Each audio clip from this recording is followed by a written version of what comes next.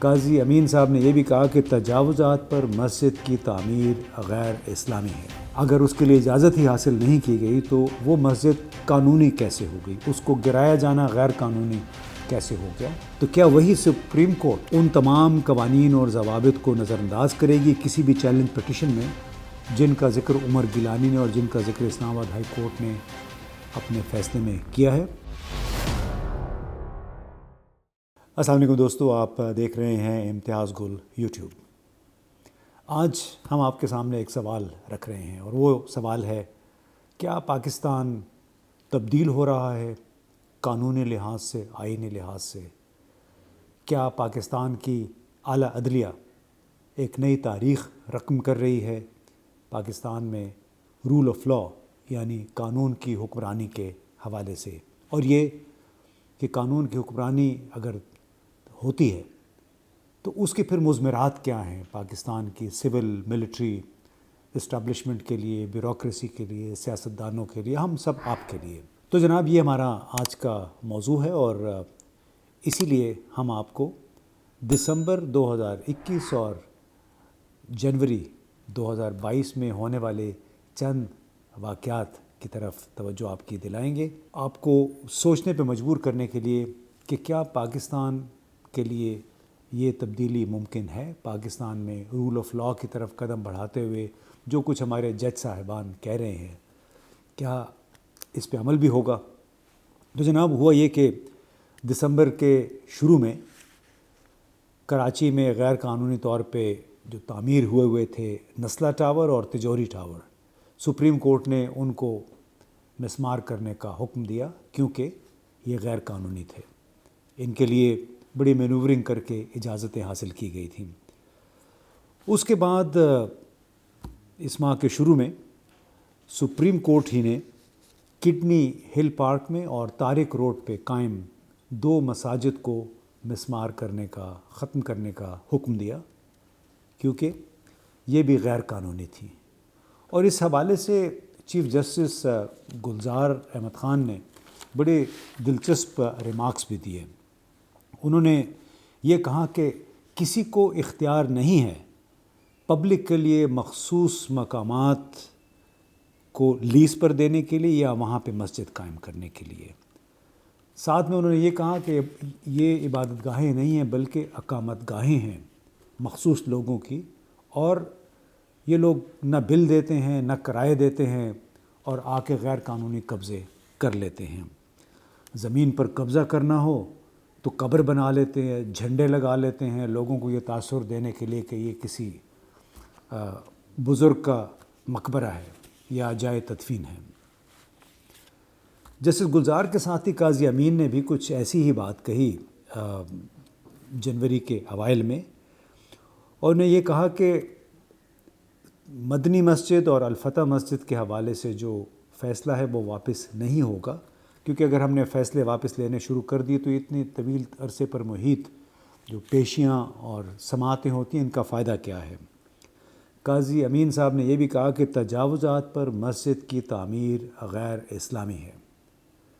اگر اس کے لیے اجازت ہی حاصل نہیں کی گئی تو وہ مسجد قانونی کیسے ہو گئی؟ اس کو گرایا جانا غیر قانونی کیسے ہو گیا؟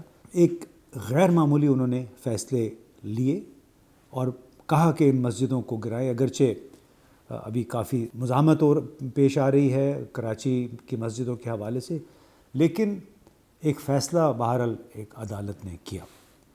اس کے بعد 12 جنوری کو اسلام آباد ہائی کورٹ کے چیف جسٹس اطہر من اللہ نے اسلام آباد میں نیول گولف کورس، سیلنگ کلب اور مونال ریسٹورنٹ جو کہ طویل عرصے سے لوگوں کی خدمت میں مصروف تھا ان کو بند کرنے کا حکم دیا.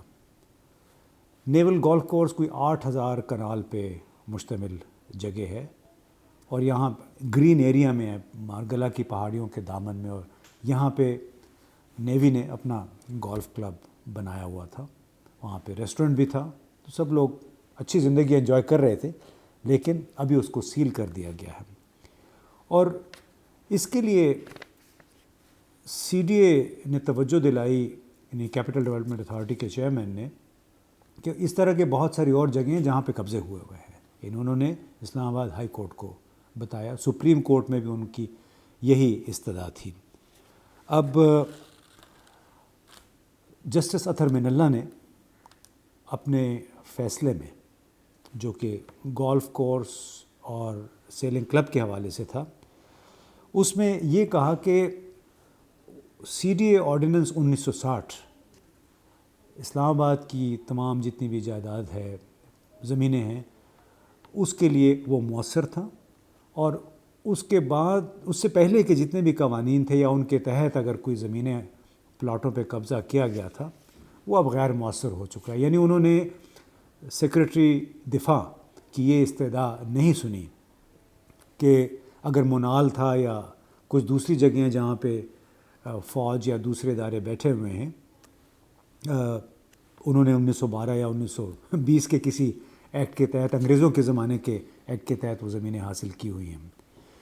تو جناب اس سے ایک نیا ٹرینڈ ابھرتا نظر آ رہا ہے، اور وہ ٹرینڈ یہی ہے کہ بڑی شد و مت کے ساتھ اعلیٰ عدالتیں قانون، موجودہ قوانین اور آئین کی تشریح شد و مت سے کر رہی ہیں، اور اس کے ظاہر مضمرات بھی ہوتے ہیں. لیکن اسی حوالے سے ایک نوجوان وکیل ہیں عمر گیلانی، انہوں نے ان قوانین کا بھی حوالہ دیا جن کا ذکر اسلام آباد ہائی کورٹ کے فیصلے میں تھا. وہ کیا تھا؟ Navy ordinance 1962، air force act 1953، army act 1954، آئین کے آرٹیکل 245 اور آئین کا آرٹیکل 173(2). اب عمر گیلانی یعنی نوجوان وکیل نے ان تمام قوانین کا جو لب لباب پیش کیا وہ یہ ہے کہ ان قوانین میں کہیں ذکر نہیں ہے کہ مسلح افواج کہ کوئی بھی ادارے منقولہ یا غیر منقولہ جائیداد کی خرید و فروخت کر سکتے ہیں. ان میں کہیں بھی ذکر اس بات کا نہیں ہے. اور ان قوانین کے مطابق افواج پاکستان کا بنیادی فریضہ دفاع پاکستان ہے، اس ملک کو غیر ملکی جارحیت سے محفوظ رکھنا ہے.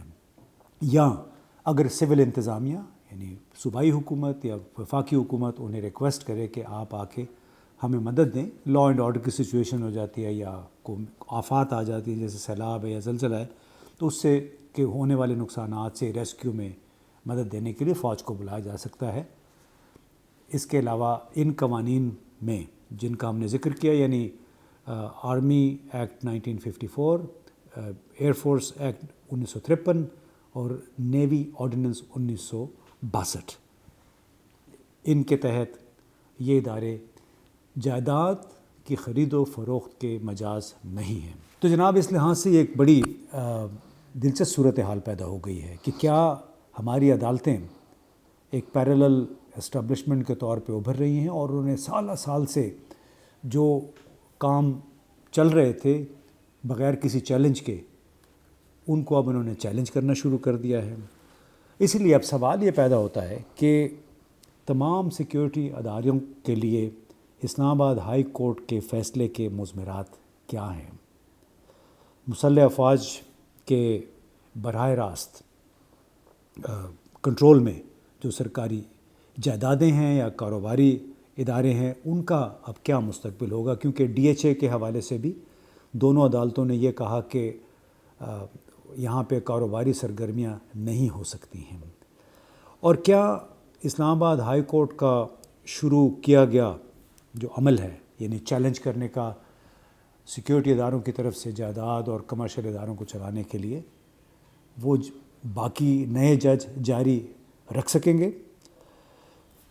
اور سب سے بڑھ کے یہ کہ کیا ہمارے سیکیورٹی ادارے اسلام آباد ہائی کورٹ کے اس رولنگ کو، اس فیصلے کو سپریم کورٹ میں چیلنج کریں گے؟ اور اگر سپریم کورٹ میں یہ چیلنج ہو گیا تو کیا سپریم کورٹ، جو کہ خود 4-5 برسوں سے دباؤ ڈال رہی ہے غیر قانونی قبضوں کو ختم کرنے کے لیے، کئی ہزار ایکڑ زمین پنجاب میں، اسلام آباد میں، کراچی میں واگزار کرائی گئی ہے صرف سپریم کورٹ کے حکم کے تحت، تو کیا وہی سپریم کورٹ ان تمام قوانین اور ضوابط کو نظر انداز کرے گی کسی بھی چیلنج پٹیشن میں جن کا ذکر عمر گیلانی نے اور جن کا ذکر اسلام آباد ہائی کورٹ نے اپنے فیصلے میں کیا ہے۔ تو جناب بڑے دلچسپ حالات پیدا ہو رہے ہیں ملک بھر میں، اور امید یہ کرنی چاہیے کہ سیاسی، قانونی، سماجی ارتقاء کے طور پہ ہی یہ کام آگے ہی بڑھتا چلا جائے گا، اس میں ریورسل کوئی نہیں ہوگا۔